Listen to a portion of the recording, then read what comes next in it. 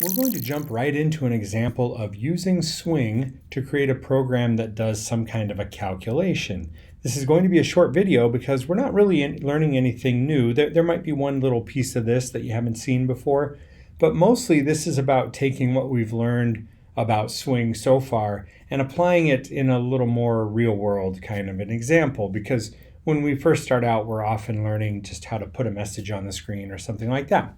So in this program, we're going to take some input from the user, we're going to perform some calculations with it, and we're going to output the result on the GUI. Let's take a look at the GUI I have set up for us. It's really simple, really straightforward. This is going to ask the user to enter the amount they spent on food, the amount they spent on drinks. We have a checkbox for the amount for adding a 20% tip, and then we're going to calculate the total price. Pretty straightforward. As always, we will begin with our import statements. I do need to add that AWT event package at the top. And now that I have that, I can add on my interface to this. So I'm going to say implements action listener. Right? And as we've seen, once we add that implementation of action listener, we're going to start getting an error because the action listener interface requires us to have a method called action performed. And so I'm going to not be able to compile until I put that in place. I'm going to scroll down. I've still got this main method down at the bottom. I've talked about that a few times. I don't really like that. It should be in a different program as far as I'm concerned. But I want to keep everything on one screen for the sake of the recording. But I do need to create this method, this action listener, action performed, and I don't actually remember the exact method signature here. If you remember in a previous video, I just let Visual Studio Code create this for me, but I think I can figure this out. I think I remember. It takes an action event object as an argument here, and I think that got rid of our error. I really should, these really are overrides when we're doing that, so I'm going to add that override compiler directive. Kind of late for that. I've already figured out how to do it correctly. And here's where I'm going to do my calculations inside this event handler. And so we've got two text fields we need to work with. We've got the price of the food and the price of the drinks, and then we've got a checkbox that we need to deal with. And the first text field or text box that I'm going to work with, I'm going to break it up into a couple different lines of code to make sure it's really clear exactly what we're doing. And on the second one, I'll combine them in the way that most people would normally write them. So what I'm going to do with that first text field is I need to get whatever text is in there, and I'm just going to save that in a string variable called input.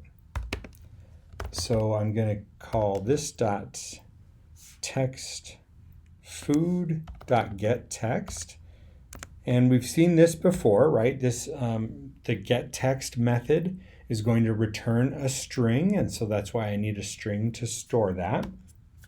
But as long as it's a string, I can't do any math with it. I need to convert it to some type of numeric data. And this is the part that you may or may not have seen before. I need to convert that string into a double. And so I'm going to make a double called food price. And I'm going to use the double class. And now since I'm talking about the class, that's going to be a capital D. And then it has a method called parse double. And parsing is a phrase that is a term that means kind of taking something apart. And so this is going to take apart a string, and it's going to return a double based on that string, if it can. And that should get us our input and convert it to a double. I say it should, but I haven't tested it yet. And so one of the challenges that comes up with a GUI program is how do we test it and make sure everything's working correctly. I personally probably would use some of the debugging tools in VS Code, but we still do have the old-fashioned way, which is to use a system out print line statement. And so I'm going to say that the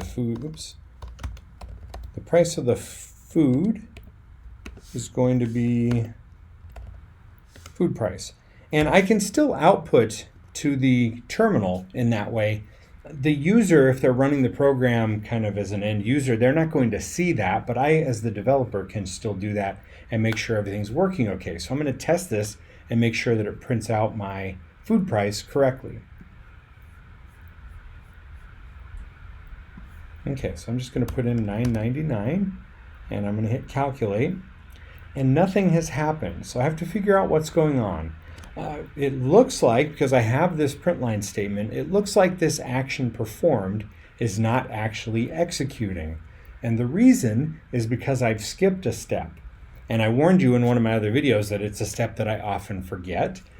You need to, in addition to writing your event handler code, you have to attach that listener to the widget that's going to be producing the event, right? So in our case, I have a button that's called BTN Calc, and we need to keep an eye on that for a button click. So I'm going to add an action listener, and as a reminder, it takes, as a parameter, it takes the object where it can find this action performed code, essentially this object that implements action listener. And we've written it in the same class here, so it's going to be this. Let's run that again and see if that gets us at least executing that event handler. Okay, so I'm going to type $9.99, click my button, and it has output food equals $9.99. So my code's working so far now that I've got that action listener attached to my button there. And I don't really need that system out print line anymore. I'm going to leave it there as long as I'm debugging, and then when I'm all done, I'll clean all that up. So what I've done is I took the text from that text field, I saved it as a string, and then I used this double class to convert that to a double. Now this isn't foolproof, it's pretty easy to use, but it does have a potential flaw. And that is, it goes back to my golden rule of programming, which is that users are dumb. And if I ask somebody to enter the price of food, somebody's going to come along and type blue. That causes a big problem with our code. It causes essentially a crash that the code in this GUI environment is still running. But I'm going to stop that. This has caused an exception because you can't convert blue into a double, or at least the parse double method doesn't know how to do that. We can write kind of exception handling to deal with that if you know how to do that. That's beyond the scope of what we're doing right now. So we're just going to live with this flaw, which is that if the user does something dumb, it might cause our program to break. But I've got this two-step process, right? I've gotten the text and I've converted it to a double. And for the other text box, I'm going to combine those into one step, which is the way most people would write this once they have the hang of it. So I'm going to make a double called drink price, and I'm going to say it's equal to double parse double. And now the input is going to be the output of the return of the getText method. So this.txt drink.getText. And I think that's correct, but once again, I'm going to confirm that with a simple little output statement here. And I'm just going to run that and see how it's working. And so I need to make sure I put different numbers in these two text boxes here. So I'm going to put $9.99 and I'm going to put $4.99. And I do get output that says that those are converting correctly. It's kind of downhill from here. I am going to need a double for the total price, and that is going to be the food price plus the drink price, right? pretty straightforward. I haven't dealt yet with the tip, but I can come back to that and I can output my result. Now we've seen this before. How do we change the text of a label? So this is really the same thing.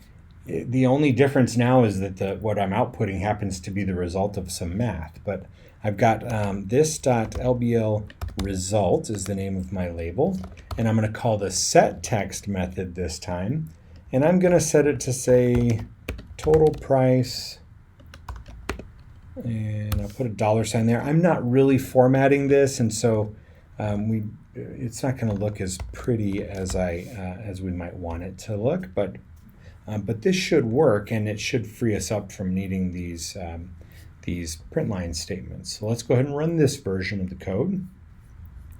And I'm just going to go with real simple numbers here. I'm going to say 5 and 2.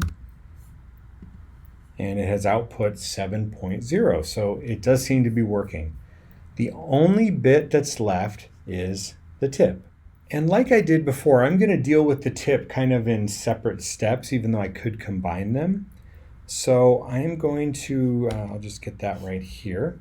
I'm going to create a Boolean variable, and I'm going to call it add tip, as in, are we going to add a tip? And to get a value for that, I'm going to go to the chk tip control, which is my checkbox, and it has a method called isSelected, and it returns a Boolean. If the box is checked, it returns true. If the box is not checked, it returned false. There is no other possible outcome other than those two things. So that should give me a true or false that indicates whether or not I need to add a tip. And now it's just an if statement. So if add tip, then the math here is nothing special. I intentionally made it pretty easy. I'm just going to say times equals. In other words, I'm going to multiply the total times 1.2, which is 120%, right? So it's the full value of the total plus 20% for the tip. I don't think there's anything too fancy about that math, and I believe that's going to get us a correct calculation. So on my test cases, I didn't take the time to write out test cases ahead of time, but I'm going to put in $2 and $8, which conveniently gives me $10, and now I'm going to add the tip, which should be $2, right? 20% of 10 should be 2. So now the total is $12. So this is working pretty well. I guess I don't really have to delete these print line statements, but I really should. If I'm writing a GUI program, I don't want things getting dumped into that terminal. Depending on the environment it's running in, it's not likely to cause a problem, but it's sort of sloppy, right? So with those two things cleaned up, this now is complete. All I've done is I've created my event handler, and I've done all of my math in that event handler, and I have output the result to a label that's on my GUI. So this gives you a nice, simple, straightforward example of how you can make your program a little more realistic and more in line with the kind of things you're going to be asked to do on assignments. And depending on what I've assigned to you in this semester, you probably are ready to go off and do at least some of those assignments with just this knowledge, although we will add on a couple things before we wrap up with Swing.